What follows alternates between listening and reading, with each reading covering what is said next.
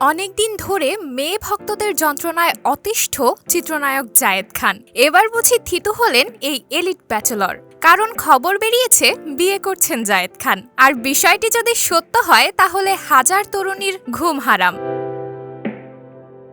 বিয়ের ব্যাপারটি জানিয়েছেন জনপ্রিয় এক উপস্থাপক অভিনেতা, আর তাতেই বেশ শোরগোল। ফেসবুকে অনেকটাই ছড়িয়ে পড়েছে বিয়ের খবর। কারো মতে প্রবাসী এক নারীকে বিয়ে করছেন, কারো মতে এক নায়িকাই হয়েছেন তার ঘরণী।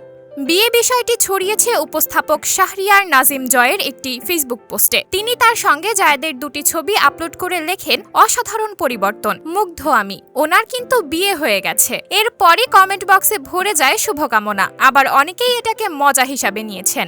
জায়েদ খান গত কয়েক মাস ধরেই নিয়মিত যাচ্ছেন বিভিন্ন দেশে, অংশ নিচ্ছেন স্টেজ পারফরমেন্সে। মাত্রই দিলেন অস্ট্রেলিয়ার ট্যুর।